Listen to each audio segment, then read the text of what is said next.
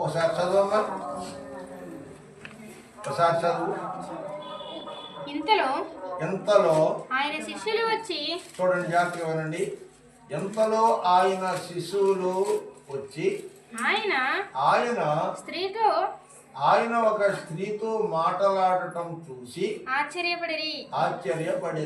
గాని నీకేమి కావాలనైనను నీకేమి కావాలి అని అయినను ఈయనతో ఎందుకు మాట్లాడుతున్నావని గాని ఎవడును అడగలేదు. దేవుడు పరిశుద్ధ వాక్యాన్ని దీవించునుగాక. ఆమేన్. చిన్న ప్రార్థన. పరిశుద్ధమైన తండ్రి, నమ్మకమైన దేవా, చదవబడిన 1-2 వచనాలలో అనేకమైన సత్యాలు దాగి ఉన్నాయి. ఈ మర్మములను గ్రహించుట ఆయన ఈ లోకంలో ఎవరి వచము కాదు. ఎన్నిక లేని కొంతమందిని ఎన్నుకొని పరలోక మర్మములను బయలుదేస్తా ఉన్నావు తండ్రి. ఈ మాటలు మా వినికుడిలో నెరవేర్చబడినట్టు కొన్ని సంగతులు మేము నేర్చుకునేటట్టు పరిశుద్ధాత్మ తోడిగా ఉంచమని నజరేయుడైన యేసు నామములో ప్రార్థన చేస్తూ ఉన్నాం పరలోకపు తండ్రి. ఆమేన్. దేవునికి స్తోత్రం. హల్లెలూయా, హల్లెలూయా. నా ప్రియమైనటువంటి వారులారా, యేసుక్రీస్తు ప్రభువు శరీరధారిగా ఉన్నటువంటి ఆ రోజుల్లో ఆయన ఒక ప్రాంతము సువార్త ప్రకటించడానికి బయలుదేరాడు. యేసు ప్రభు ఎప్పుడు ఎక్కడా కూడా వృధాగా ప్రయాణం చేయలేదు. ఆయన ఏ ప్రాంతం వెళ్ళినా ఒక ఉద్దేశాన్ని కలిగి ఆయన ప్రయాణానికి వెళ్ళేవాడు. ఒక ఉద్దేశంతో సువార్త ప్రకటించేవాడు. ఆయన తండ్రిని విడిచిపెట్టి భూలోకము ఆయన వచ్చినటువంటి కార్యక్రమం ఏంటంటే తన రాజ్య సువార్తను అనేకులకు పంచిపెట్టి పాపులను రక్షించడానికి యేసు ఈ లోకానికి వచ్చాడు. పాపులను రక్షించడానికి వచ్చాడు, కానీ పాపులను ఏది పెట్టి చూపించడానికి యేసు ఇక్కడికి రాలా. చాలా మంది పరిశుద్ధ గ్రంథంలో స్త్రీలు ఉన్నారు. స్త్రీలకు చాలా ప్రాముఖ్యంగా ఈ మాటలు వినాలి. ఇంజనీర్ ఉన్నవాళ్ళు అందరూ స్త్రీలే. దేవునికి స్తోత్రం. హల్లెలూయా. యేసుక్రీస్తు ఒకనాడు సుకారు అనేటువంటి గ్రామానికి సువార్త ప్రకటించడానికి ప్రయాణమై వచ్చాడండి. సుకారు అనేటువంటి గ్రామములో పాపము విస్తరించబోయి ఉన్నది. ఆ గ్రామంలో పాపం విస్తరించిపోయింది. ఆ గ్రామానికి సువార్త ప్రకటించాలి అంటే ఆ గ్రామంలోకి వెళ్ళి యేసు ప్రభు సువార్త ప్రకటిస్తే వినేటువంటి స్థితిలో కూడా గ్రామస్తులు ఎవరు లేరు. అయితే ఇక్కడ ఒక విషయాన్ని మనం గమనించవలసింది ఏంటంటే, దేవుడు ఎవరో ఒకరిని పట్టుకుంటాడు. ఆ గ్రామం అంతా కలిసి ఎవరి మాట అయితే వింటారో వాళ్ళకి తగినటువంటి ఒక ముళ్ళుని గుచ్చి ఒక రోగాన్ని పెట్టి మంచం ఎక్కించి వాళ్లకు ఒక తీర్మానం చేసుకునేటువంటి ఏర్పాటు దేవుడు చేస్తాడు. ఎందుకంటే సువార్త ప్రకటించాలి. ఇవాళ రాజుల గృహాలలో సువార్త ప్రకటించేవాడు రాజులు వెళ్తున్నారు తప్ప నిన్ను నన్ను సువార్త ప్రకటించడానికి రాజుల గృహాల్లోని మనం రానివ్వరండి. రాణిస్తారా? రాజులు అంటే రానివ్వరు. రాజులు మనం పాలేర్ల కిందో లేకపోతే సమాజంలో కింద తక్కువ వాళ్ళ కింద చూస్తూ ఉంటారు. ఇప్పుడు ఒక రాజుకి వాక్యం అందాలంటే ఆ రాజు వెళ్ళి వాక్యం చెప్పాలి. ఇలాగ ఒక గ్రామంలో ఒక రాజుకి తగినటువంటి వ్యాధిని పెట్టి ఆ వ్యాధిని స్వతపరిచి అతనిని ఒక సువార్తికుడిగా తయారు చేసుకుని నీ వెళ్ళి నీ గ్రామంలో సువార్త ప్రకటించమన్నాడు. ఎవరికి బాగు చేసి? ఒక రాజుగారికి వ్యాధిని పెట్టాడు, వ్యాధిని స్వతపరిచాడు. అదే రాజుగారు బాగుపడి తన ప్రాంతం వెళ్ళి సువార్త ప్రకటించి ఆ ఊళ్ళో రాజులందరూ కూడా ఏమైనారంటండి, ప్రభువుని నమ్ముకొని సువార్త విని ప్రభువుని నమ్ముకొని రాజులు వచ్చారు, సంఘాన్ని ఏర్పాటు చేసుకున్నారు. దేవునికి స్తోత్రం. హల్లెలూయా. మీకు ఈ విషయాన్ని నేను ఎందుకు చెప్తున్నానంటే, దేవుడు కొన్ని సందర్భాల్లో కొన్ని సార్లు కొంతమందిని ఏర్పాటు చేసుకుంటాడు. అందరినీ ఏర్పాటు చేసుకోడు. దేవుని యొక్క ఏర్పాటు, దేవుని యొక్క చిత్తము ఎవరైతే ఉన్నారో వాళ్ళని మాత్రమే దేవుడు తన పనిలో వాడుకుంటూ ఉంటాడు. ఇప్పుడు యోన విషయాన్ని మనం చూసినప్పుడు యోన నినేవే పట్టడానికి వెళ్ళడానికి ఇష్టపడలేదు. కారణం ఏంటంటే అతని మైండ్ అంతా కూడా తర్షీషు పట్టణం వెళ్ళాలనుకున్నాడు. తర్షీషు పట్టణంలో ఏముంది? వెండి, బంగారము, రత్నాలు, చక్కటి విలువైనటువంటి వజ్రాలన్నీ ఉన్నాయి. అక్కడ వ్యాపారానికి వెళ్ళి కొద్ది రాను అక్కడ ఉండి డబ్బు సంపాదించాలని అనుకున్నాడు. కానీ యేసు ప్రభు చెప్పిన మాట చేయడానికి సువార్త చేయడానికి ఇష్టపడలేదు. అయినను దేవునికి కావాల్సిన వాడు యోన కాబట్టి యోనాను ముప్పు చెప్పులు పెట్టి తన వైపుకు మళ్లించుకొని అంటే నినివే పట్టణానికి వెళ్ళి 120 మందికి సువార్త ప్రకటించే గ్రామాలంతటిని కూడా అతని ద్వారాగానే దేవుడు రక్షించుకున్నాడు. తప్ప వీడు ఎలా లేకపోతే ఇంకొకరిని ఆవిడ పంపిస్తానని దేవుడు ఇంకొకరిని ఏర్పాటు చేసుకోవాలి. దేవునికి కావలసినటువంటి వ్యక్తిని ఆయన పిలుచుకుంటాడు, ఆయన ఏర్పాటు చేసుకుంటాడు. ఆయన ఏర్పాటు చేసుకున్నటువంటి వ్యక్తి ద్వారాగానే ఆయన పని చేసుకుంటాడు. కానీ ఎవడు పడితే ఎవరు వెళ్ళి ప్రార్థన చేస్తానంటే వాళ్ళు ఉన్న దెయ్యాలు మీలోకి వచ్చి మిమ్మల్ని అట్టు తీసుకుంటాం. అది అభిషేకం ఉండాలి, పిలుపు ఉండాలి. పిలుపు లేకుండా అభిషేకం లేకుండా ఎవరి మీదైనా మనం చేతులేసి ప్రార్థన చేసామా మన చరిత్ర అక్కడ కూడా అయిపోయినట్టే. ప్రార్థన చేయ తప్పులేదు. నీ చూడు సహోదరికి ఏదైనా కష్టం వచ్చిందని వీళ్ళు ప్రార్థన కానీ చెయ్యి మాత్రం నెత్తి మీద వేయకూడదు. ఇది చాలా మందికి తెలియదు. చెయ్యేటువంటి ఏమవుతుందిలే అనుకుంటారు. కానీ ఈ చెయ్య హస్త నిక్షేపణ అన్నాడు. మాకు కూడా ఏదో ఒక దైవజనుడు అభిషేకించబడిన ఒక దైవజనుడి చేత హస్త నిక్షేపణ చేస్తారు. హస్త నిక్షేపణ అనగా దేవుని నుండి వచ్చేటువంటి అభిషేకం. 23వ కీర్తనలో ఉంది. ఏమనంటే నీవు నా తలను అంటి ఉన్నావు అని రాయబడి ఉంది. అక్కడ చక్కగా ఉంటుందా మాట చూడండి. నీవు నా తలను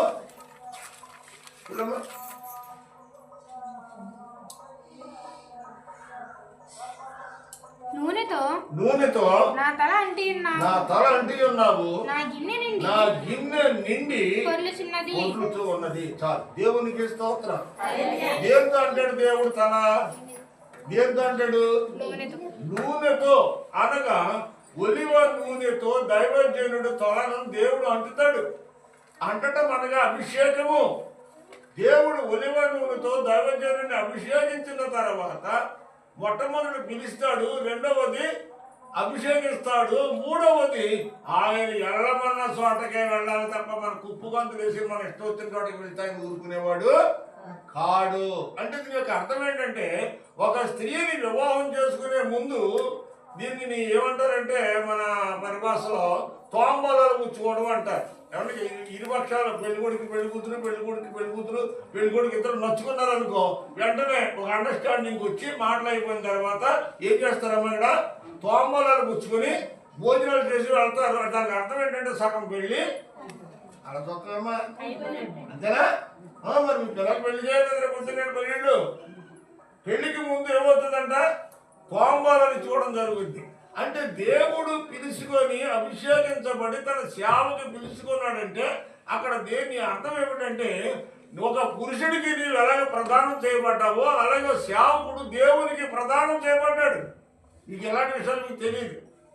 ఏం చేద్దంటే మీకు లోక సంబంధమైన విషయాలు తెలిసినంతగా పర సంబంధమైన విషయాలు తెలియవండి. దేవునికి స్తోత్రం. ఇప్పుడు దేవుడు ఏం చేసుకున్నాడు సేవకుడిని? అమ్మా ఏం చేసిండంట? ఇప్పుడు చెప్పాను కదండి అమ్మా, ఏం చేశాడు? ప్రదానం చేసుకున్నాడు. ప్రదానం అంటే భార్యతో సమానం, అంతేనా? ప్రదానం చేసుకున్నటువంటి పురుషుడు ప్రదానం చేసుకున్నాడంటే ఆమెకి పిచ్చి ప్రదానం చేయటువంటి సగం పెళ్ళి అయిపోయింది. మిగతా సగం పెళ్ళి ఎక్కడ వద్దంటే అక్కడ జరుగుతుంది. దేవునికి స్తోత్రం. ఈ సంఘాన్ని సిద్ధపరచుకొని వధువు సంఘముగా సిద్ధపరిచి అలంకరింపజేసి అక్కడికి తీసుకుని వెళ్ళాలి. ఆయన మధ్యాకాశంలో పెళ్లి కుమారుడే వస్తాడు. మన వధువు సంఘముగా ఎత్తపడతాం. పరలోకంలో 7 సంవత్సరాల విందు, 1000 ఏళ్ల విందులో మనం పాల్గొంపులు పొందాలి. గొర్రెపిల్ల వివాహ మహోత్సవము అది ఇప్పుడు మీకు చెప్పడానికి సందర్భం కాదు కాబట్టి వెళ్ళిపోతుంది. అలా దేవునికి స్తోత్రం. హల్లెలూయా. ఇక్కడ జరిగిందంటే సుకోర్ అనే గ్రామంలోనికి దేవుడు సువార్త ప్రకటించడానికి రావాల్సి వచ్చింది.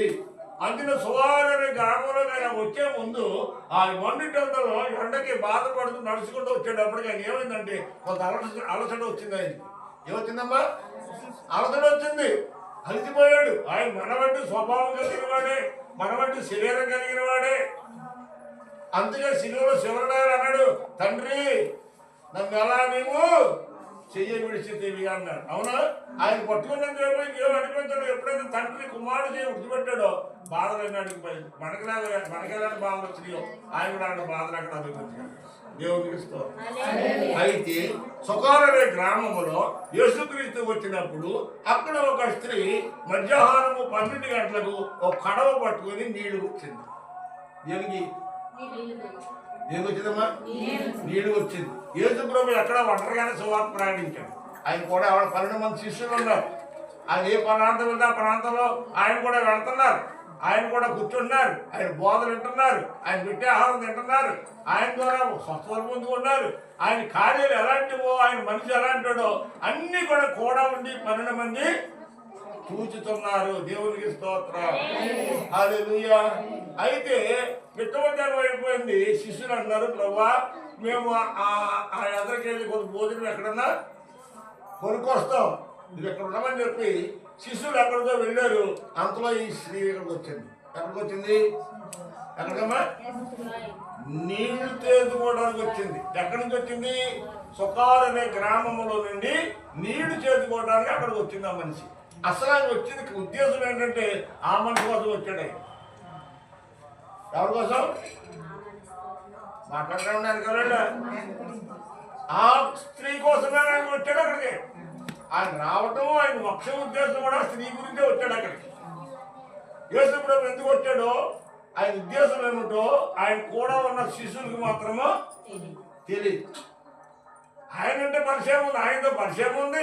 ఆయన అద్భుతాలు చూస్తున్నారు, ఆయన ఆశ్చర్యమైన కార్యాలు చూస్తున్నారు, అన్ని బాగానే ఉన్నాయి. కానీ ఆయన ఏ ఉద్దేశంతో స్త్రీ దగ్గరికి వచ్చాడో వాళ్ళకి ఆ సంగతి తెలియదు.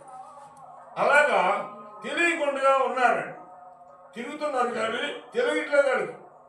కారణం ఏంటంటే ఈ యుగ సంబంధమైన దేవత వారి మనోనేత్రానికి గుడ్డితనం కలగజేసింది.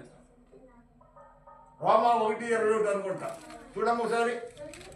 ఈ యుగ సంబంధమైన దేవత వారి మనోనేత్రాలకి ఏం కలగజేసింది? చదవము సార్. 1:28 అనుకుంటున్నాం. రోమా 21. మరియు వారు తమ మనస్సులో దేవునికి చోటియ్యనల్లకపోయేది.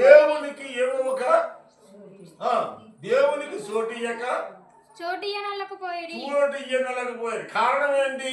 గనుక చేయరాని కార్యములు చేయుటకు దేవుడు వాడికి భ్రష్ట మనసుగా అప్పగించాడంటండి. భ్రష్ట మనసు అంటే పరిశుద్ధాత్మ ఉండవలసినటువంటి హృదయంలో భ్రష్ట మనసుకి దేవుడు అప్పగించాడంట.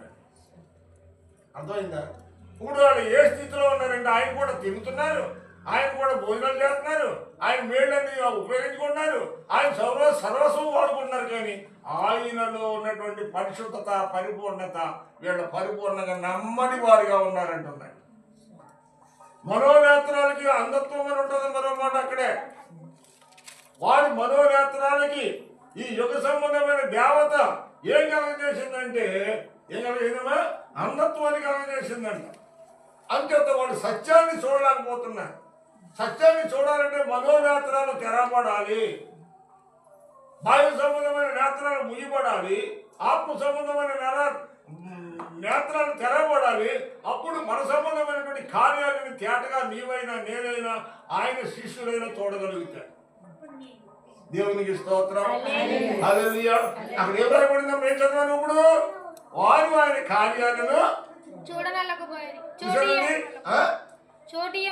ఆయన మాటలకు, ఆయన కార్యాలకి వాళ్ళ హృదయంలో ఏమి లేదంట, చోటు లేదు. పైకి వస్తా ఉన్నారు, దేవుడు నమ్ముకున్నావు అంటున్నారు, దేవుడు బైబిల్ అంటున్నా వస్తా ఉన్నారు, దేవుడి కార్యాలను చూస్తున్నారు, దేవుడి వీళ్ళని అనిపిస్తున్నారు. కానీ వాళ్ళ హృదయంలో ఏమి లేదంటే దేవునికి పరిపూర్ణమైన చోటు లేనందువలన సత్యాన్ని గ్రహించలేరు. వాళ్ళైనా నీవైనా నేనైనా ఈ రోజున మనం సత్యాన్ని గ్రహించాలి అంటే దేవునికి మనలో పరిపూర్ణమైన చోటు కావాలి. లోక సంబంధమైన దెయ్యాలు జ్ఞానం కాదని మనకు కావాల్సింది.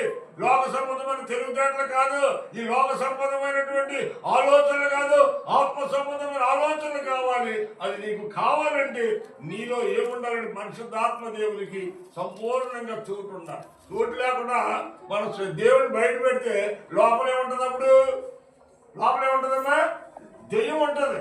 పరిశుద్ధాత్మ బయటికి వెళ్ళిపోతే లోపలికి ఏమవుతుంది? దెయ్యం వస్తుంది. పరిశుద్ధాత్మ దేవుణ్ణి మనం కలిగి ఉంటే ఆత్మ సంబంధమైన సంగతులు మనం గ్రహించగలుగుతాము. దేవునికి స్తోత్రం. హల్లెలూయా.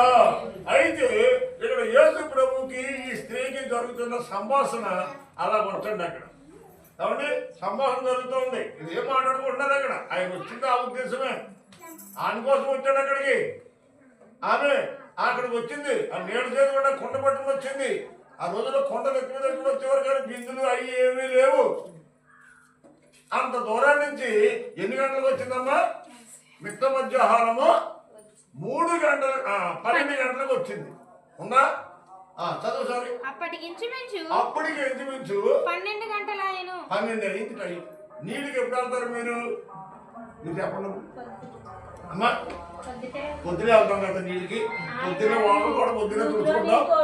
మధ్యాహ్నం వెళ్ళి వాళ్ళు ఎప్పుడుకంటే నూతిలో నీళ్ళు తోడుకునే వాళ్ళం కదా. అప్పుడు మధ్యాహ్నం వచ్చి వాళ్ళు పొద్దునే వెళ్ళేవారు కాదు. పొద్దున్నే నీళ్ళు ఉండవా? పొద్దున్నే నీళ్ళు ఉండవాలి. పొద్దున్నే నీళ్ళు ఉండవాలి. మధ్యాహ్నం పొద్దున్న నీళ్ళు ఎందుకుంటావు? నూతిలో నీళ్ళు ఉండి కదా. ఎందుకని? ఎవరో తోడుకునేవారు కదా. తోడుకుంటేనే నీళ్ళు ఉండకపోవడం అనేది జరిగింది కానీ నీళ్ళు లేకపోవడం రోజుల్లో లేవు. అందరూ మన వరకు కూడా 8-10 సంవత్సరాల క్రితం వరకు కూడా మనం మంచి తాగడు. మనందరం నూతి నీళ్ళు తాగడమే. ఇప్పుడు ఈ కుళాయి నీళ్ళు వచ్చిన తర్వాత ఈ కుళాయి నీళ్ళు తాగి నూతి నీళ్ళు విడిచిపెట్టేస్తాం. కాబట్టి ఇప్పుడు ఎప్పుడైతే మనం కుళాయి నీళ్ళు తాగడం మొదలు పెట్టామో మనలో ఎముకల రోగాలు మొదలెట్టినాయి. కుళాయి నీళ్ళు ఏం కలుగుతున్నారు? మిషన్ కలుగుతున్నారు. డాక్టర్ మీద బట్టలు తెల్లగా రావాలంటే ఏం కలుగుతారమ్మా? అవునాడు మీరు అవునాడు అందుకే మిషన్ కలుగుతారు కదా. డాగులు పోవాలంటే మిషన్ కలుగుతారు. ఇప్పుడు మనలో ఉన్నటువంటి డాగులన్నీ పోవడానికి ఈ కుళాయి నీళ్ళు తాగుతున్నామా.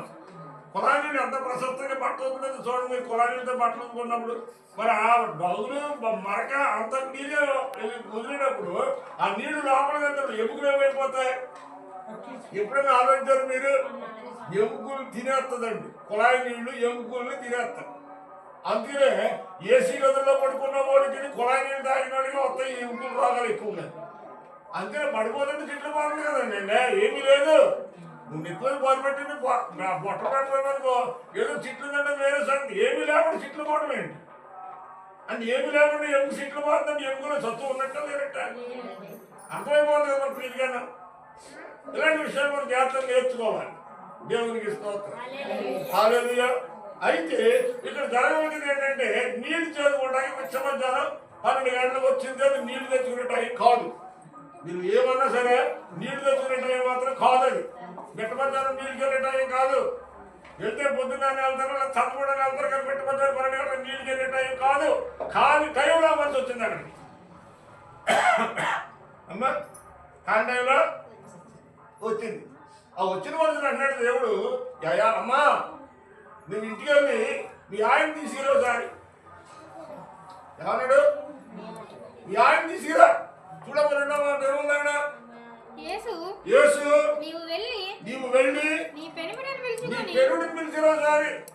ఆయనతో మాట్లాడతారు అని అడిగాడు. దేవునికి స్తోత్రం. హల్లెలూయా. ఏమడిగాడు? నువ్వు వెళ్ళి నీ పెనుడిని తీసుకురా అంటే ఆమె సమాధానం ఎలా ఉంది అక్కడ? అయ్యా ఇప్పుడు నాకు పెనుడి లేడు. ఉందా? ఉందా? ఏం చెప్తుందా? ఆ స్త్రీ అయ్యా నాకు పెనుడి లేడని అయ్యా నాకు పెనుడి లేడని యేసుతో చెప్పగా యేసుతో పట్టున్నాడు. ఇప్పుడు ఏమని? అమ్మా ఇప్పుడు నీకున్నవాడు నీకు 5 పెనిమిట్లు ఉండిరి. నువ్వు అక్కడికి వచ్చేస్తానని నాకు బుద్ధి ఏముంది? యేసు ఆమెతో నాకు పెనిమిటి లేడని నువ్వు చెప్పిన మాట సరియే కానీ నీకు 5 పెనిమిటిలుండిరి. ఇప్పుడు ఉన్నవాడు నీ పెనిమిటి కాడు. అర్థం మీకు ఏమన్నా? ఆ సంగతానికి ఏమంటే ఆయనకి ఎలా తెలిసింది? ఆయనది ఒక ఊరేనా కాదు కదా. ఈయన ఎక్కడి నుంచో సువార్త ప్రకటనకు వచ్చాడు. ఈమె సుఖాన్ని నీళ్ళు చేయకుండా వచ్చింది. 7 మంది సంపాదన జరుగుతూ ఉంది. నువ్వేళ్ళు మీ ఆయన చూసినామంటే మా ఆయన లేడు అంటారు. రైటే కదా. ఇప్పుడు ఉన్నవాడి భర్త కాదు. ఇంతకుముందు 5 భర్తలు ఉన్నారు అంటే దానికి అర్థం ఏంటి? మీరు చెప్పండి ఉన్నారు దాన్ని ఏమంటారు? వీడికైనా అర్థం అవుతుందా? ఇంపడుతుందని అడుగున్నాను. అడగండి సార్, మంచి కూర్చోడు అడగమంటారు. ఇప్పుడున్నవాడు భర్త కదంట. ఇంతకుముందు ఎంతమంది ఉన్నారంట? 5 భర్తలు ఉన్నారు. కరెక్టే కదా. ఇప్పుడు ఆవిడ ఏమంటుంది? యేసు ప్రభు సైన్యం చెప్తే, అయ్యా నువ్వు మామూలు మానవుడు కాదు, నువ్వు దైవ కుమారుడువు, నువ్వు ప్రవక్తవు, నా గతమంతా కూడా నువ్వు కళ్ళ కట్టినట్టు చూపించరావయ్యా అని చెప్పి పశ్చాత్తాపడ్డారు. ఈ సంభాషణ జరుగుతుంది ఇక్కడ. వీళ్ళిద్దరమైన ఏం జరుగుతుంది? సంభాషణ జరుగుతుంది. ఆమె గతాన్ని ఎత్తి చూపించాడు దేవుడు. దేవుడు వాక్యం ద్వారా మాట్లాడేటప్పుడు నీ గతాన్ని ఎత్తి చూపించాడు. నీ గతం ఆయనకి తెలుసు, నాకు తెలియదు. నా గతం ఆయనకి తెలియదు. ఆయనకి తెలుసు కానీ నీకు తెలియదు. నీ గతం నాకు తెలియదు, నా గతం నీకు తెలియదు. ఇప్పుడు ఎవరెవరు ఎలా పుట్టామో ఎలా పెరిగా మనందరి గురించి ఒకరి గురించి మనకు ఎక్కువగా తెలియదు. మనందరి గురించి తెలిసిన వాడు యేసయ్య. అంచేత ఆమె గతం ఎలా పుట్టిందో, ఏ విధంగా జీవించిందో, ఇప్పుడు ఏ విధంగా జీవిస్తుందో ఆ సంగతులన్నీ ఎవరు తెలుసంట? యేసయ్యకు మాత్రమే తెలుసు. ప్రియమైనటువంటి వారులారా, ఈ రోజు మనమేంటో, మన యొక్క జీవితాలు ఏంటో, మనం ఎలా పుట్టామో, ఎలా పెరిగామో, ఎలా బ్రతుకుతున్నామో, ఎలా బతుకున్నామో, అప్పుడు ఎలా బతుకుతున్నామో, ఈ రోజు మన గత యొక్క జీవితాన్ని, గత యొక్క ఆర్థికమైన ఇబ్బందుల్ని, గత పరిస్థితుల్లో ఈ రోజుని కొంత కలిగిన తర్వాత నువ్వైనా నేనైనా మర్చిపోవచ్చేమో కానీ యేసయ్య మాత్రమో మర్చిపోయేవాడు. దేవునికి స్తోత్రం. హల్లెలూయా. నా ప్రియమైన వారులారా, ఈ మధ్యాహ్న కాల సమయంలో యేసు మనందరూ హృదయాలను చూస్తున్న దేవుడు. నీవు తల్లి గర్భంలో ఎలా పడ్డావో, తల్లి గర్భంలో భూమిపై ఎలా వచ్చావో, వచ్చిన నాటి నుండి నేటి వరకు ఈ రోజుకి ఇవన్నీ మలుపులు తిరిగిందో నీ జీవితము ఆయనకి తేటగా తెలుసు. నీ గురించి అయినా నా గురించి మన అందరి గురించి. అవునా కాదంటారా? అంతే కదండి. నీ తల్లిదండ్రులకు తెలియని విషయాలు, నీకు నాకు తెలియని విషయాలు ఆయనకి తెలుసు. నీ తల్లి ఎలా కన్నదో నీకు తెలియదు, ఆయనకి తెలుసు. నా తల్లి నన్ను ఎలా కన్నదో నాకు తెలియదు, ఆయనకి తెలుసు. అవునా కాదంటారా? అంచేత ఇక్కడ యేసు ఏం చేస్తాడంటే ఒక్కొక్కటి ఆమెని అడుగుతా ఉంటే ఆమె హృదయంలో పెళ్లి ముక్కుకుంటూ వస్తావు, కన్నీరు మున్నీరుగా ఏడుస్తూ ఉంది. అయ్యా ప్రభువా, ఎంతవరకు ఎవరు చూడని సంగతులు, ఎవరు నన్ను అడగని సంగతులు, ఎవరు నా గురించి ఎత్తి చూపించని మాటలు, ఈరోజు నువ్వు నా గురించి వ్యక్తిగతమైన శ్రద్ధ తీసుకొని ఇన్ని సంగతులు నా గతంలో జరిగినవన్నీ నువ్వు ఎలా చెబుతున్నావంటే ప్రభువా, ఎప్పుడో మెస్సీ వస్తాడు అనుకున్నాం కానీ ఆ మెస్సీ కోసం మేము ఎదురు చూస్తున్నాం అంటే ప్రభు అన్నాడా, నువ్వు ఎదురు చూసే మెస్సీని నేనే. దేవునికి స్తోత్రం. హల్లెలూయా. నా ప్రియమైనటువంటి వారులారా, ఈ రోజు దేవుడు మన యొక్క వ్యక్తిగతాన్ని ఆయన పరిశీలన చేస్తూ ఉన్నాడు. ఎతడి వ్యక్తికి ఏది చూపించే జాగ్రత్తగా మనం ఆలోచించాలి.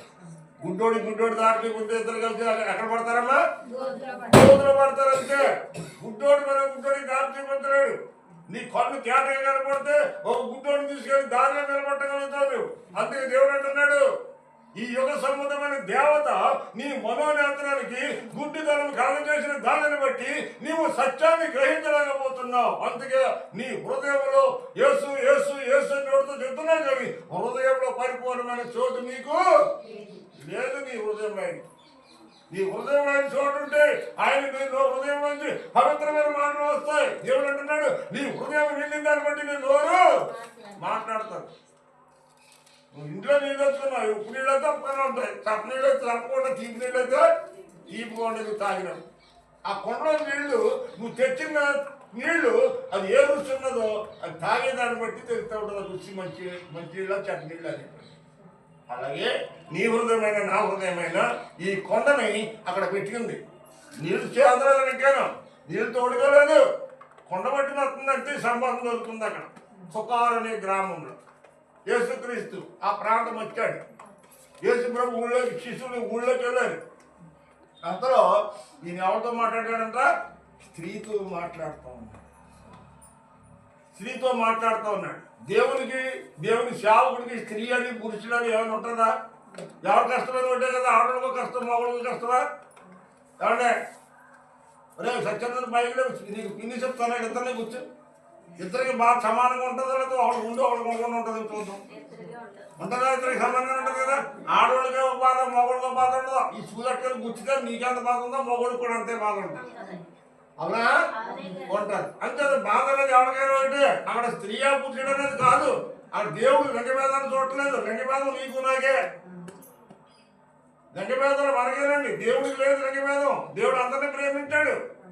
ఒక ఆయన భోజనం పెట్టడానికి పిలిస్తే యేసు ప్రభు నువ్వు ఒక ఆమె భోజనం పెడతానికి ప్రభు నువ్వు ఇంటికి వచ్చి భోజనం చేయమని అడిగితే, ఒక అతను అడిగితే ఆ ఇంటికి యేసు ప్రభు భోజనానికి వెళ్ళాడు కానీ భోజనం పెట్టడానికి కోడబడుకోవడానికి నీళ్లు మాత్రము ఇచ్చారా? శారదాని వాక్యం చెప్పాను.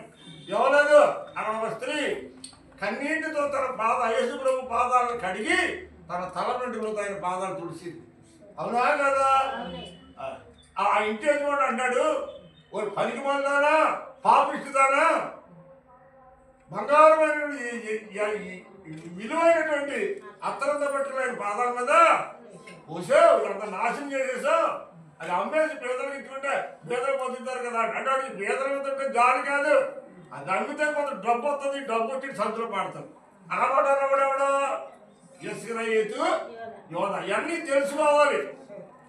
సేవ అంటే చిన్న విషయమే కాదు. బైబిల్ వాక్యం చెప్పడం చిన్న విషయమే కాదు. అలాగైతే ఎవడు పడతాడు దేవుని వాక్యము. ఐఎస్సి చదివినాడు కూడా, జిల్లా కలెక్టర్ కూడా దేవుని వాక్యం బోధించలేడు, మర్మాలు బోధించలేడు. ఆయన ఎంత చదువుకున్నా నోట్లు అత్తర ముక్కలేదు, దేవుడు ఏర్పాటు చేసుకున్నాడు. పేతులు కూడా నోట్లు అత్తర ముక్క లేదు. నిలబడి ప్రసంగం చేస్తే 3,000 మంది మారు మనిషి పొందారు ఒక గంటలో. మరి 30 సంవత్సరాల బట్టి వాక్యం బోధిస్తాడు. ఎందుకు సంఘం అభివృద్ధి చెందటం లేదు ఈరోజు? ఎక్కడ ఉంది కూర్చు? తోటి చెట్టుకి ఎక్కడ పట్టింది కూర్చు గురుగు? మనం ఆలోచించాలి దీని గురించి. ఫలించాలి, అభివృద్ధి చెందాలి. ఒక చెట్టు వేసాం, అది నీళ్ళు పోసాం, మందు పెట్టాం, అన్ని చేయగలం. ఏ సేవ అనుమానం లేకుండా అన్ని చేసాం. కానీ రాలిపోతున్నాయి కాయలు, దిగుతూ ఉన్నాయి, రాలిపోతూ ఉన్నాయి. మా సొంతలో చెట్టు ఉందండి, అదేంటంటే దానిమ్మ చెట్టు. ఎక్కడో గింజలు దొరుకుతుంది, ఏ అడిగితే పట్టుకుని చేసింది. అది మొక్కొచ్చి ఒక ఎంత గాలి కాకుండా రాలిపోతుంది. అది దానివల్ల బాధ ఉంటుందా ఉండదా? 2-3 సార్లు మందుకెళ్ళి అడుగుతాడు. అక్కడంట 50 రూపాయలు అవుతామో మందుకన్నాడు. ఇక దానిమ్మకాయలు కాయలు నిలబట్టడానికి ఏమయ్యాలన్నాడు, మందు వేయాలన్నాడు. ఆ మందుకి 50 రూపాయలు కాదు. 2-3 సార్లు నాతో చెప్పింది అనుకున్నాడు మందుకి అమ్మాయి. నేను పట్టించుకోలేదు. కారణం ఏంటంటే అది మనకు కూడబడటం. నువ్వు చెట్టేసావు, పెద్దదైంది, కాయలు కాస్తుంది, కానీ కాయలు ఏమవుతున్నాయి? మాట్లాడాలంటే రాలిపోతున్నాయి. ఆ మాట చెప్పడం చదువుతారండి మీరు. ఉన్నమాట చెప్పడం చదవకల్లా, అబద్ధం మాడితే చదవాలి. కాసినట్టు రాలిపోతున్నాయి. కొంతమంది జీవితంలో బిడ్డలు కట్టారండి, బిడ్డలు కట్టారు, నమ్మవాసాల మంది బిడ్డలు కట్టారు. కానీ కాళ్ళగడ బిడ్డలు ఎంతమంది పోతున్నారు, కాళ్ళగడ పోతున్నారు. అది ఎదగకుండా కానీ ఇంకా వాళ్ళకి ఊరేగలు రాకుండా కానీ ఆ తల్లి అంతకాలం 9 మాసాలు మోసింది. ఎంతో వేదంతో బాధతో బిడ్డలు కనుక్కుంది. పుట్టి పడుతుందో కాళ్ళలోనే బిడ్డలు చనిపోయింది. ఆ తల్లి బాధ, సూర్యుడు బాధ, ఎవడు బాధ? సంఘంలో ఎవడైనా ఒకడు దెబ్బతింటే, సంఘంలో ఎవడైనా వాడు మాడైపోతే, సంఘంలో ఎవడైనా వాడు మానేస్తే ఆ సంఘాన్ని మోకాళ్ళ మీద ఉండి కన్నీరు విడిచి ఆత్మ సంబంధమైనటువంటి ప్రసవ వేదనతో బిడ్డలు కనుక్కున్న తల్లికి తెలుస్తుంది బాధ, చావుడికి తెలుస్తుంది. సంఘంలో ఏ ఒక్కడు వెళ్ళిపోయినా, ఏ ఒక్కడు తప్పుపోయినా, ఏ ఒక్కడు దూరం అయిపోయినా నిమ్మగా ఏదో తోడు పెడుతుంది. వచ్చే మంది 20 రూపాయలు కాదు, 10 రూపాయలు 20 రూపాయల గురించి తోడు మీ కోసం కాదు. అక్కడ ఆత్మ సంబంధమైన బిడ్డ 25 సంవత్సరాలు పెంచాం, విశ్వాస గోతురాన్ని బయటకు వెళ్ళిపోయింది. ఆమె మన మీద ప్రేమ లేకపోవచ్చు, కానీ ఆమె ఎప్పుడైనా సరే మన బిడ్డ మన ఇంటికి తిరిగి వస్తుంది అనేటువంటి ఆశ ప్రతి తల్లికి ఉంటుంది.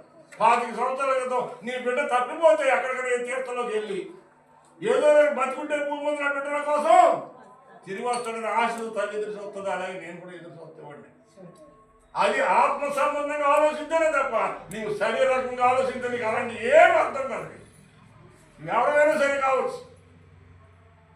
ఎందుకంటే మనం ఎంత ప్రేమగా చూసామో, ఎంత తక్కువగా తగ్గించుకుంటున్నామో మనం దాన్ని లోపుగా తీసుకోకూడదు, మనిషిగా తీసుకోకూడదు. తగ్గించుకోవడం అర్థం ఏంటంటే నిన్ను హెచ్చించి నేను తగ్గించుకుంటానంటే దేవుని యొక్క ప్రేమ. అంతే తప్ప నువ్వు రావడం మానేస్తే తోటలేం పోతాయనో, నువ్వు రావడం మానేస్తే రావనో వేదం నేను బతుకుతాను కోసం చేయబోతున్నాడు కాదు. 10 మంది దేవుడి కోసం ఆత్మల సంపాదన కోసం వచ్చాను తప్ప ఏదో 10 మంది వరకు చిన్న దుకాణం పెట్టుకుని ఇచ్చే 10 రూపాయలు పట్టుకెళ్ళి శుభ్రంగా అభిషేకం తిరిగిదామని సేవలో కూర్చున్నాడు కాదు. ఆ సంగతి మీకు కూడా తెలుసు. నాకంటే ముందు కళ్ళ ముందు సేవలో వచ్చినప్పుడు ఇలా కోరలో తిరుగుతున్నారు, అభిషేకం పొందుతారు, బిల్డింగ్ పెద్ద పెద్ద బిల్డింగ్లు కట్టుకుని. కానీ నా పుస్తకాలు కారణం ఏంటండి, నేను దాని గురించి అడగట్లా. అపోజిట్ పౌలు గారు కూడా ఎంత వస్తుంది, ఈ లోకంలో సంపదంతా కూడా పెంటతో సమానంగా ఎంచుకున్నాడు. ఆయన పెంట అవసరంలా, ఆయన కావాల్సిన దేవుడి కృప కావాలి. నేను కూడా అదే కోరుకున్నాను. నేను కూడా దేవుడిని ఎప్పుడు అదే కోరుకుంటాను. నా బైబిల్ నా చెల్లో కూడా అదే వాక్యం నాకు ఇష్టం. పర్వతాలు తొలగిపోయిన మెట్టలు తత్తరెళ్ళినా నా కృప నిన్ను విడిచిపోదు. ఆయన కృప కావాలి నాకు, అంతే. పట్టుకున్న పెట్టలో లేదా కన్నబెట్టలో పట్టుకున్న భార్యలో అయితే బంధువులు చేతులు అన్నదమ్ములు ఏదో పెట్టిపోతారు, ఏదో చేస్తారని ఆశ నాకైతే లేదు. ఆయన కృప నాకు తెచ్చాడు, అంతే. నేను నిన్న అనుకున్న వల్ల ఇవాళ యేసుక్రీస్తు అక్కడ వచ్చిన 10,000 శిశువులు వచ్చారు. అంతలో ఏమొచ్చారు? శిశువులు వచ్చారు. శిశువులు వచ్చేటప్పటికి అక్కడ యేసుక్రీస్తు ఎవరితో మాట్లాడుతున్నాడు చదువు. ఇంతలో ఆయన శిష్యులు వచ్చి ఆయన స్త్రీతో మాట్లాడడం చూసి ఆశ్చర్యపడారు. ఏముంది ఇందులో ఆశ్చర్యపడటానికి? మీకు చెప్పండి అమ్మా, ఆశ్చర్యపడటానికి ఇందులో ఏముంది? మీకు ఏం కనబడుతుంది ఇందులో? వాకింగ్ అర్థగానండి. ఇందులో ఆశ్చర్యపడటానికి, ఆయన మీద అనుమానం పడటానికి, ఆయన చిన్నగా చూడటానికి ఎంతకాలం పట్టాడు అన్నారు కూడాను. ఎంతకాలం పట్టున్నారు వాళ్ళు? ఆయన పిలిచినప్పటి నుంచి కూడా ఉన్నారు ఇప్పుడు వరకు. ఏమండి, 5,000 మందికి భోజనాలు పెట్టినప్పుడు ఉన్నారు, 4,000 మందికి భోజనాలు పెట్టినప్పుడు ఉన్నారు, సముద్రంలో తుఫాను వచ్చినప్పుడు ఉన్నారు. ఇవన్నీ తెలియదు వాళ్ళకే. తెలుసుండి కూడా, ఇన్ని తెలుసుండి కూడా యేసు ప్రభు ఒక స్త్రీతో మాట్లాడుతుంటే వాళ్ళు ఒక వెగిటిగా చూసి ఒక చెడ్డ మనసు, చెడ్డ తలపు వాళ్ళు పెట్టుకుని ఆ మనిషిని యేసు ప్రభుతో మాట్లాడటం చూసి ఏం పడ్డారమ్మా? నిద్ర మీకు ఏం పడ్డారు శిష్యులు? ఆశ్చర్యపడ్డారంట. ఆశ్చర్యము అవునా? ఉందా లేదా వాక్యము? యేసు ప్రభు మీదే ఆ స్త్రీ మాట్లాడుతుంటే శిష్యుడికి అనుమానం వచ్చేసింది. యా సమాజంలో కూడా అలా ఏడుతుంది అంటే అందరూ నీతివంతులని చెప్పట్లేదు, అందరూ చెప్పడం చెప్పట్లా. కొంతమంది దౌర్భాగ్యమైనటువంటి సేవకులు కూడా ఉన్నారండి. దౌర్భాగ్యమైన సేవకులు ఉన్నారు, మనకు తెలుసు అలాంటి వాళ్ళు. అంటే సేవకులు మంచివాళ్ళు ఉన్నారు, చెడ్డవాళ్ళు ఉన్నారు. ఇప్పుడు యేసు ప్రభు మీద ఎవరైనా నిందేస్తుంది వేరే సంగతి. యేసు మీద ఎవరో మాట్లాడరామండి. శిశువులో అది బయట లోపల ఉన్నవాళ్ళు శిశువులో వేశారు. ఆయన కూడా తిరుగుతూ, ఆయన సొమ్ము తింటూ, ఆయన యొక్క మంచిని అనుభవిస్తూ, ఆయన ఎలాంటి కూడా అన్ని గ్రహించి కూడా ఒక్క స్త్రీతో మాట్లాడినందుకు వాడికి వెంటనే ఏ రోగం వచ్చింది? లోపల అనుమానం అనే క్యాన్సర్ రోగం వచ్చిందన్నాడు. ఆలోచించు. ఎవరైతే అనుమానం, ఇది ఆనాడు అవ్వమ్మ కూడా అనుమానంతోనే, అవిశ్వాసంతోనే సాతాను మాట వింది కానీ దేవుని మాట పెడచెవిని పెట్టింది. అంటే మంచి గమ్మున ఎక్కదాని మనిషిని చెడు మాట పాకినంత ఎక్కినంత తొందరగా మంచి మాట ఎవరికి కూడా ఎక్కదు. దేవునికి స్తోత్రం. క్షణాసం చెప్తానండి. 2018 సంవత్సరంలో 10వ నెలలో నేను హాస్పిటల్ అడ్మిట్ అవుతాను. డాక్టర్ గారు చాలా మంచివాడు. ఆయన ఏమన్నాడంటే, ఏమండి ఇంక ఆపరేషన్ చేసేది ఒక 20,000 ఆపరేషన్ చేసేస్తానన్న. ఏమండి అంతవరకు నేను హాస్పిటల్ మొక్కంటే ఏంటి అక్కడ మీకు తెలుసో తెలియదు, కానీ హాస్పిటల్ మొక్కంటేనే తెలియదు నాకు. తెలుసుంటే 10 రూపాయలు టీటీడీ చేసుకుంటే వదిలిపోదు కదా. సరే డాక్టర్ గారు అనండి 20,000 అయిపోతారు. నాకైతే మనసు లేదు. కారణం ఏంటంటే నాకు ఆపరేషన్ ఏంటి, పడిపోవడం ఏంటి, తరగపోవడం దీనికి ఆపరేషన్ ఏంటి అని చెప్పి నేను డాక్టర్ గారిని నమ్మలేదు. ఆయన మంచిగా చెప్పాడు నాకు, కానీ ఆయన మాటలకు ఎలా అనిపించినాయి? చెడ్డగా అనిపించినాయి. ఆయన మాట అయ్యా నా దగ్గర డబ్బు లేదన్నా. ఆయన ఏమన్నాడండి, కనీసం ఆ ఆపరేషన్ థియేటర్ వస్తేనే 10,000 చూసుకోండి, ఉన్న 10,000 తర్వాత ఇద్దరు బతికిపోయాడు. ఆయన అంత ప్రాధాన్యపడి అంత భర్తపడి నన్ను అడిగితే ఆయన్ని నేను ఎంతో సుమకనగా చూశాను. బాగా గుర్తుపెట్టుకోండి. మానవుని యొక్క నైజం అటువంటిదండి.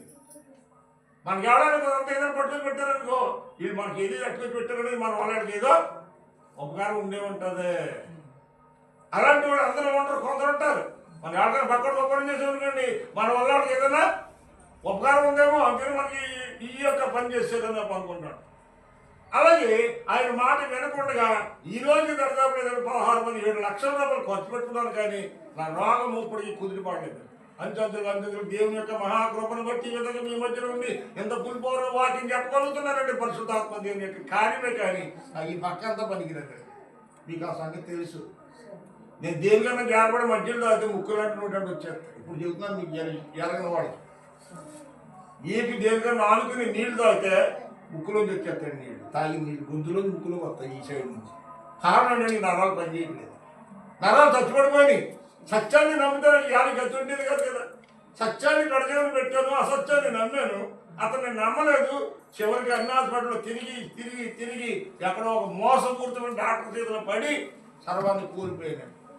తర్వాత మళ్ళీ ఎక్కడికి వెళ్ళానంటే ఈయన చెప్పిందే సత్యం, ఎవరో మొట్టమొదటి చెప్పిన డాక్టర్ గారిదే సత్యం అని చెప్పి తిరిగి మళ్ళీ ఆయన దగ్గరికి వెళ్ళాను.